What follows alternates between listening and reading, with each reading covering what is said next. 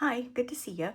I have a bad habit of starting a craft and then wishing I had videotaped it. A lot of things are just testing and just kind of being off on my own world. But this is a really cute little craft. It's something that I did last year for fall. I made these little coasters.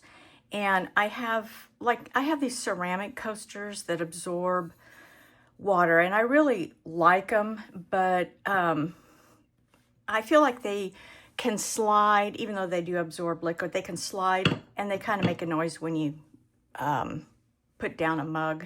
Not a big deal at all, but I tend to like the soft padded ones. So last year I made these little pumpkins, two-sided, and it has a little batting in between and just a little felt stem. And all I did was put the two pieces of material together with the batting in between, sew around, and sew just a little design there. Snip, snip, snip the edges, and then give them a wash, and you get the frayed edge, which I really like. It hides anything that, like if you're gonna sew round, it needs to be perfectly round. So if you don't turn it inside out and use the frayed edges, then you get this. And I don't know, I think looks like a little old quilt, and it's a year old. So I wanted to make myself more, kind of according to the season, but yet not necessarily. And so at Walmart, I bought, this is the best deal. These are quarters for, like, quilting is fair. I think it's 1/4 of a yard of material, and they all match the season. So I bought these not knowing what I was going to do with them, but I decided to make some coasters out of them. Like this design here is like year round. These are a little bit more seasonal, but I like buffalo plaid real well, which if you know why it's called buffalo plaid, feel free to let me know. It's just a black and white plaid to me. But again, I kind of got started, and so you're coming in a little later. And what I decided was I wanted some coasters like this. I had originally thought about this, and I don't know, for some reason didn't like it as well. And I'm ending up, I'll have these extra to make other coasters if I want, but I'm ending up, I'm going to make two. The back will look like this, and then the front will look like this. And I think that'll be a good year-round coaster. And I'm just going to, here's the weird thing. I can't find my batting. This is all the batting I can find, and that's what I want. And it's somewhere in the house, but I don't know where it's at. So what I did was I Googled what you can use for batting if you don't have it, mentioned different materials, really layers of material. And they didn't mention felt, but I thought of it on my own. So my padding will be felt instead of batting, and it'll add that cushion that I like. I think it'll work. This is, I think this is regular. I don't think it matters either. There's some felt that's thicker, but I have a whole bucket of felt, and this is a good use for it. So we'll see how it works. Now, the thing with this, with batting, it's less important, but with felt, I don't want it poking out. I don't want it poking out here because felt will be firm. So what I did was I created a pattern because my pumpkin pattern, I just decided it would be too hard to make exactly round. It's got a slight dip here and it's more oval. So what I did was I thought this ornament looks like it would be great for a great size for a mug or a cup. So what I did was cut, or actually outline this. And then once I outlined it, I cut what would be the fringe. I'm going to sew along here. And then we'll be snipping the edges to make it fray. But then you need this for the batting. and I don't want the batting to be poking out. So what I did to create this was I put a pen. You can put a pencil or a pen. If you don't have this, you don't have to do it. You could just, guesstimate how far in. But I happened to see this and put it away thinking, I don't even know why I have this.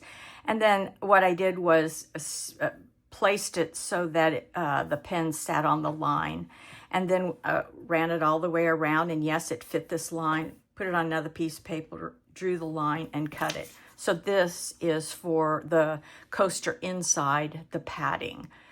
That's the pattern. So I'll keep these two patterns together. And I used this on one sheet.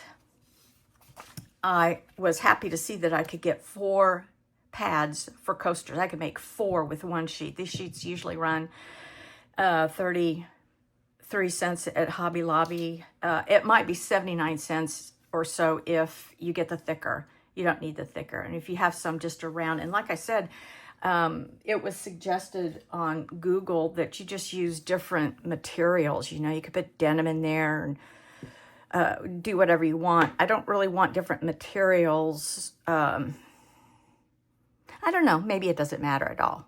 I would do the same thing, cut the extra material smaller, and then you'll have to stitch across to keep all those layers in place. So this is where I'm at. You're coming in at the very middle of the process. So what I have so far, I will still search for my batting. I have batting. I don't know where it's at. I've been in the attic and I've been in my art closet. No clue. So using this pattern, I have this coaster that I want to make. This will be, I'll call it my template, and I'll probably put this at my computer table. And what I have inside is the felt, and then the front and the back pattern that I like. And then what I'm going to do is just sew the edges. Doesn't have to be perfect because it's going to be frayed, and that's the neat thing about this. And on occasion, I'll probably get the felt, but not much. And then once I stitch all the way around, and I don't have to turn it inside out so I can complete the sewing circle, then I'm going to do some throughout. I don't know how I'm going to do it. With my little pumpkin one, I just did curves, which is very nice. I don't know what I'll do. I'll think about it and then end up doing it. And then snip the edges and run them through the washer. You'll end up with some few little tiny frayed things. When I did these, I made probably 7 or 8 of them, and then I just put them all alone in the washer. And I don't remember picking up too many specks. Most of them were in the dryer, but it came out like this, and it was worth putting them all in the wash just for that. I don't know if you could put them in like a sink or something and then ruffle them up with your hand. I have not tried that. I think the washing process is a little bit more vigorous and gives you more of that little frayed look. So what I'll do is pull out my sewing machine, and we'll see if we can get this one made and see what we come up with.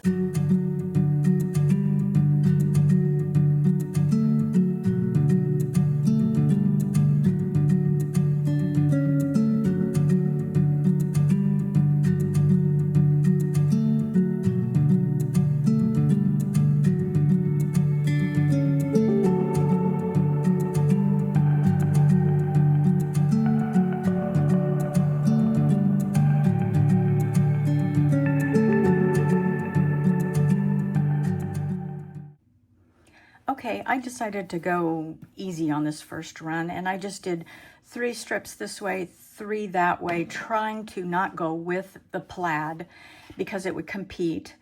So I just used the pressure foot width, 1 down the middle, and I just eyeballed it and then went back 1 pressure foot width and then this way.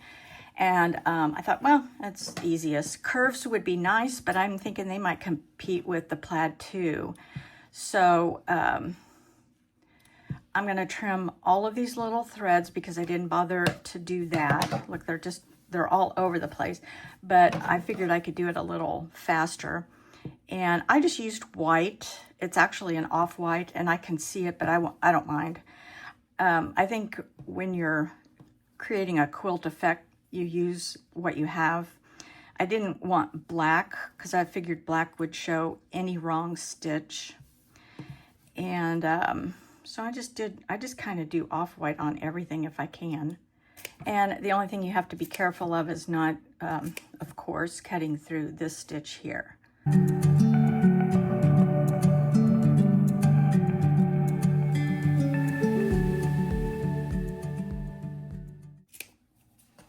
Okay, there we go.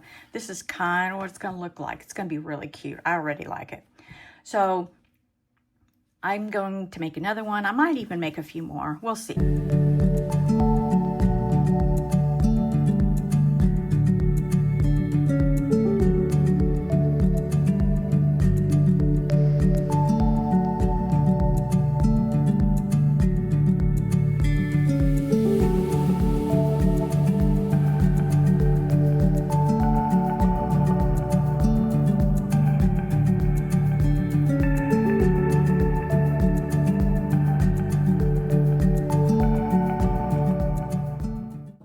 We got them all done. This is how they turned out. I made 4, put them through the wash. I used a little bit of soap, just a little bit of soap in the washer, thinking it would kind of soften and loosen these so they would ravel a little bit. They really didn't ravel much at all. Then I put them in the dryer thinking that would ruffle up a little more. The dryer didn't even want to run because it couldn't detect that they were wet. So I've let them sit out and dry. Didn't take long at all. They actually came out of the washer pretty wrung out good. But this is what they look like, and they'll get more of a little ravel as I use them. But I got like 2 sides, and I think they're cute, and they're very padded, very padded, and yet not enough for your cup to tip. I think the felt is the best idea. Actually, Google needs to think of felt in order to suggest it, because I think it's really good. And what I think what I might do is kind of trim these, because this wider layer is showing through, and I might trim that off. But pretty easy and pretty cute. And if you wanted to use this as a gift, this is, I punched out this tag and stamped it with Merry Christmas. And if you don't have a stamper, don't go get one. I just used a scrap piece of paper, cut off the edge, punched a hole in it, and I could stamp that as well.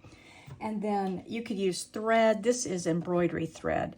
It's a little thicker, a little bit more visible. And just kind of put it, the thickest thread that you could get on a needle, feed that through, and then on the back you'd put to and from, and then just tie a little bow. I wouldn't want to put a big hole in the material, you know, like using twine. That'd be too thick. I don't know how you would do that, but this is how I would do it. And just kind of give it a little bow. Hold on, let me grab my scissors.